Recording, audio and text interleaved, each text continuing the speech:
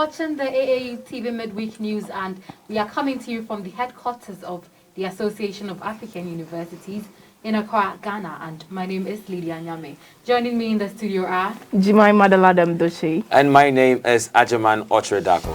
And now the headlines on higher education. University in Prison initiative could transform lives. And again, international students stranded online. And in our health news, ASTHMATICS at no high risk getting or dying from COVID-19. And also boys who play video games have low depression risk. In our science and technology news updates, a boom in African retail e-commerce markets. I must say we're looking dazzling with our fabric, GTP, Textiles Ghana Limited, Kankesi, and do also follow us on social media platforms on Facebook and YouTube by searching for us, Association of African Universities, and bring your comments. Just add in, don't go anywhere. We'll go for a short break. We'll bring you more of the midweek news after the short pause. Don't go anywhere. Welcome to GTP Health and Safety Corner. If you feel like stepping out, remember social distancing. You might just save a life. Rock at home, stay at home, stay safe. Wash your hands with soap and running water.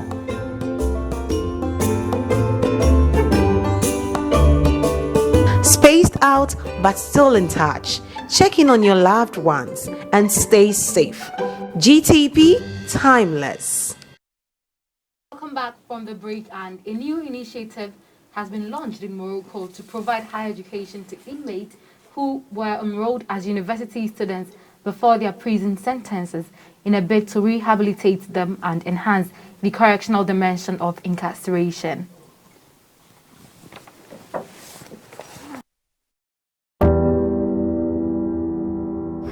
I'm Peter Oko, 44 years, been serving a life sentence, and I was charged and convicted for the offense of murder. And I'm doing my second year in LLB now, having completed my diploma in law at the University of London.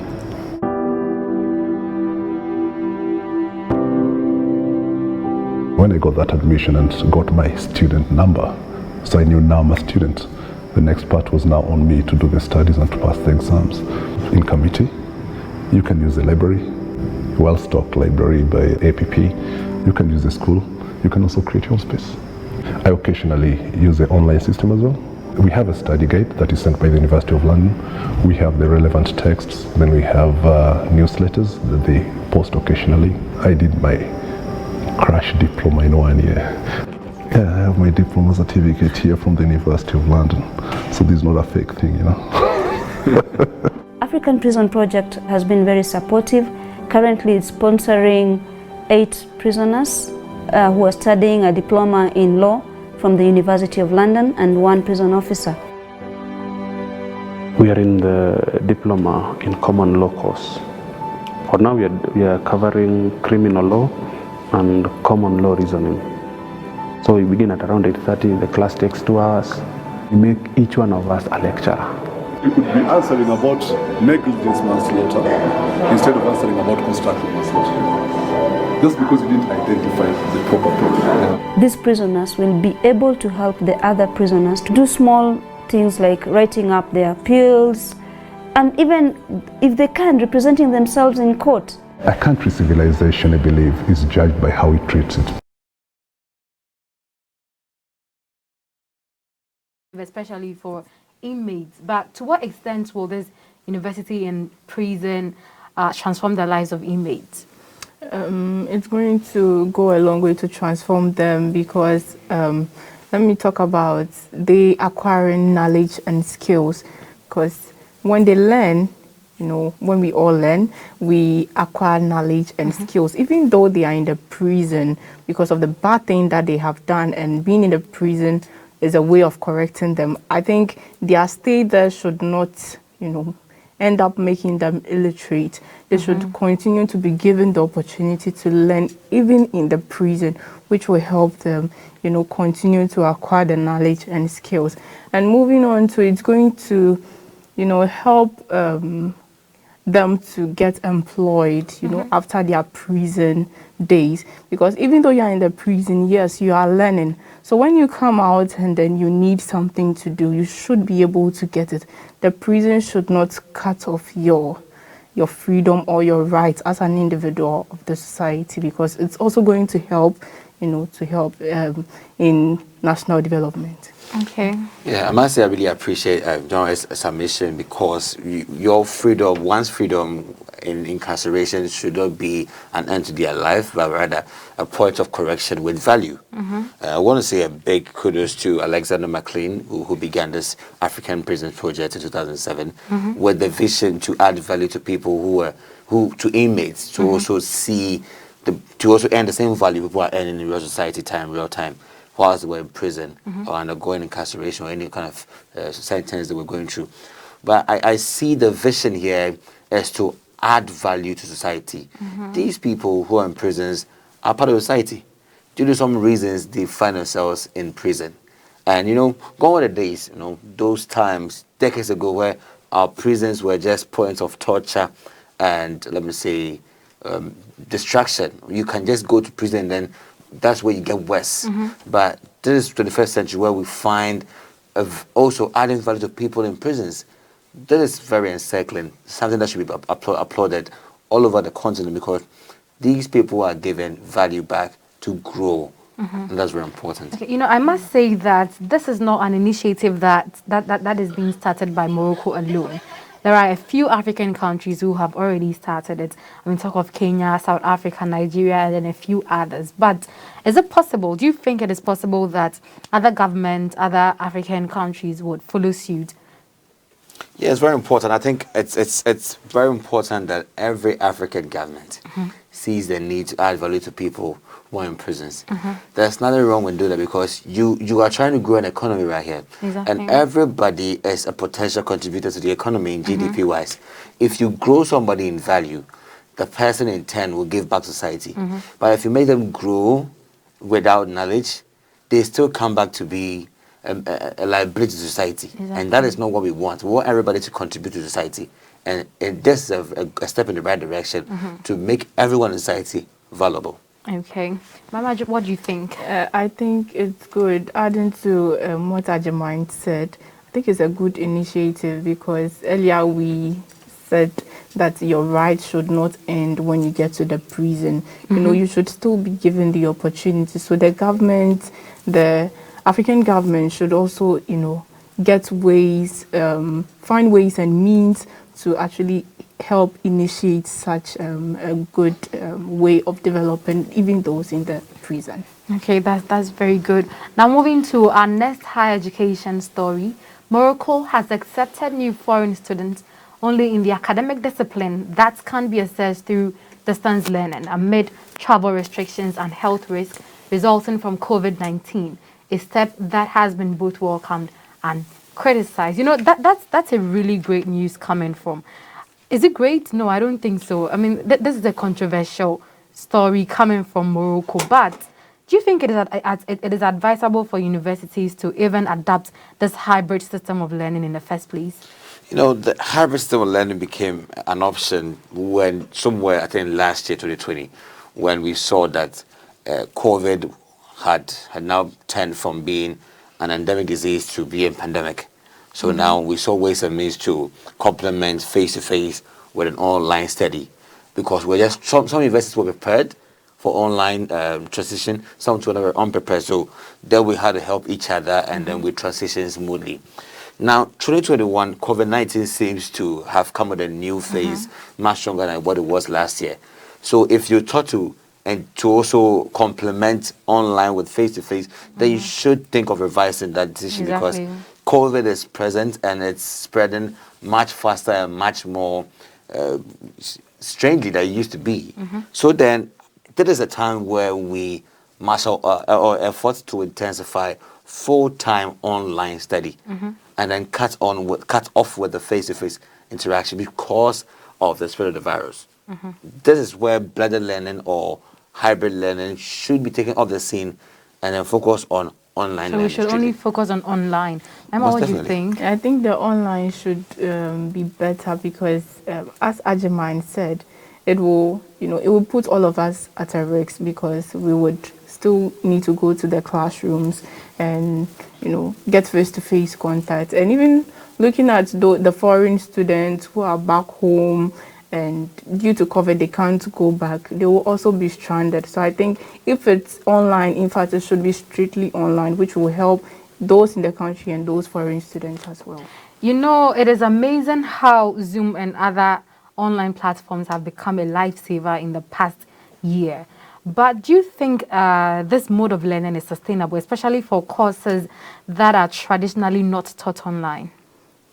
Well, that is why I think that each day now these technology firms are advancing their systems day in and out because continuous improvement matters, quality assurance, all these systems.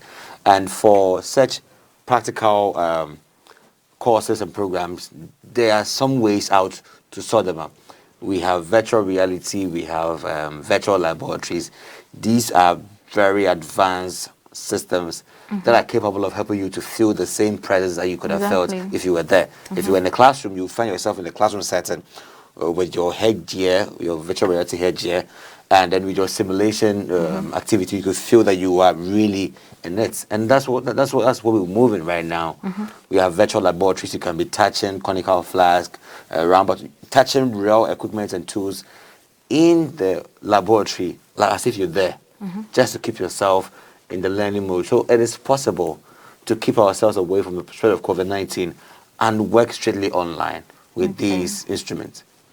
Okay, so let's continue to our health news. A new study looking at how COVID-19 affects people with asthma provides reassurance that having the condition does not increase the risk of severe illness of the virus. Though reasons of these findings weren't really clear, there are some possible explanations, such as some inhalers perhaps limiting the virus' ability to attach to the lungs. COVID-19 can affect your respiratory tract, cause an asthma attack, and possibly lead to pneumonia and acute respiratory disease, according to the CDC. But new data about the people suffering most with coronavirus shows very few are asthma patients. The Lancet looked at data from China and said the lower death rate among people with asthma might be because China has fewer asthmatics. But then numbers out of New York also leave asthma off the list of conditions most fatal among COVID-19 patients, sparking the Asthma and Allergy Foundation of America to wonder if asthma patients are any safer. UT Health infectious disease Dr. Luis Ostrowski says he thinks they're not in the clear. He says this has more to do with these patients adhering to social distancing. It's most likely related to the fact that we're asking people with chronic pulmonary diseases to stay home and take care of themselves. So I'm not sure if there's a biological explanation as to why we're not seeing many cases in asthma patients. It's more likely a sort of medical, social explanation where we're asking them to stay home and they're not getting infected. This is great news, a great report from KPAC. But this is really interesting because we know asthma is actually a respiratory disease, and then so is COVID. So how, and at this point, I think even the asthmatic patients should actually be of higher risk of COVID-19. Of COVID-19. But what do you think? Because this story is actually saying otherwise. I mean, you are right to say that asthma is a respiratory disease and so is COVID. So ideally, asthmatic patients are supposed to react seriously to COVID. But this study says otherwise. And I must say it goes contrary to any other study I have seen on COVID and then asthma. But I think it's a really, really great one. And if indeed it is true, then it's a good news. Yeah. More importantly, I think that the reality of asthmatic patients not contracting COVID as we think it should be is because of the condition that they find themselves in. COVID is just that kind of sickness or there's a disease that only wants you to be exposed to. These asthmatic patients are always indoors. Men say, since COVID came, they've been extra careful, extra protective, and mostly they are on their inhaler. These findings play in to tell how extra careful they are over contracting COVID-19.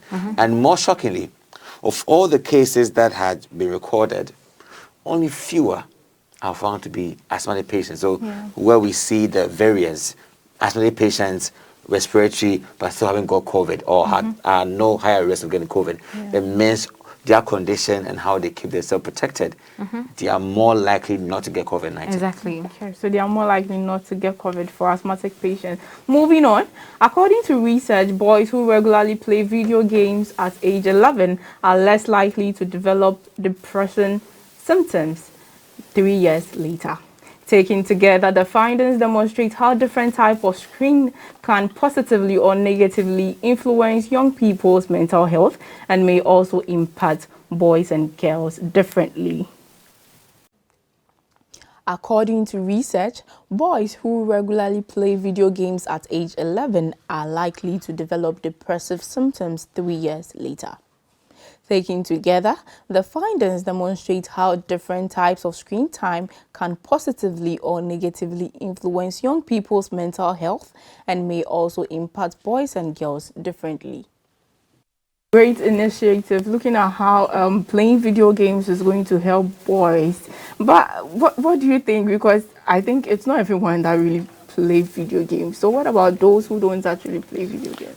Well, I mean, video games have been in existence for so many years. I mean, I've been playing video games for so many years, but this finding actually breaks the odds because we realized that, it was proven by some psychologists, medical psychologists, that if you play video games, you actually get more depressed, that you put more burden on yourself. You actually if you affect your brain, a whole lot of findings were brought out with playing video games. It makes you slower, it affects you academically, and all of these things were heard. But this study actually defied the odds that says that if you play video games, you're actually at a low risk of getting depressed, which is also likely to be true because, it's like a stress reliever. Exactly. Video game is a very interactive one, like a football game or any other arcade, simulative, mind game, puzzles.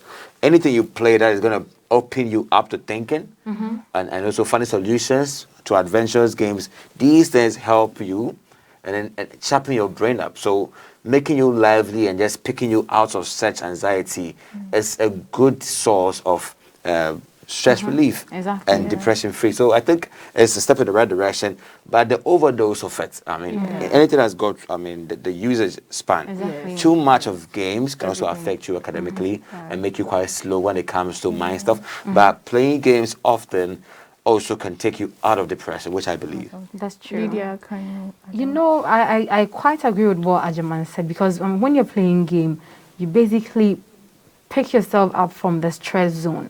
You may have a lot on your mind, but the moment you start playing games, it's like nothing else matters. Your focus is just on the game.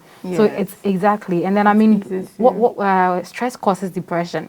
So if playing the game takes you out of that zone, I think this study makes perfect sense and it's a great one. Okay, it's a great one. Don't go anywhere after the short pause as we bring you science and technology.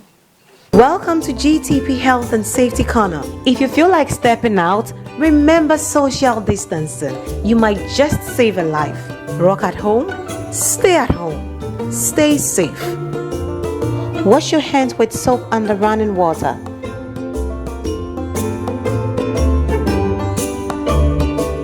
Spaced out but still in touch. Check in on your loved ones and stay safe. GTP, timeless. The COVID-19 pandemic is first and foremost a human tragedy, but it has also had a significant impact on the global economy. In the Middle East and Africa, extensive lockdowns had held to changing consumer attitudes and a shift to online channels for activities such as shopping, meeting, and learning. The COVID-19 pandemic is first and foremost a human tragedy, but it has also had a significant impact on the global economy. In the Middle East and Africa, extensive lockdowns had led to changing consumer attitudes and a shift to online channels for activities such as shopping, meeting, and learning. People are also spending less, which reflects more cautious attitudes and direct hits to income and giving more patronage to e-commerce. So the safe and secure e-commerce retail market in Africa, and I would want to find out from you. This video can see Jumia, and let's see. Do you find online retail e-commerce business quite sustainable or sustainable business in the African terrain from now and on to the unforeseeable future?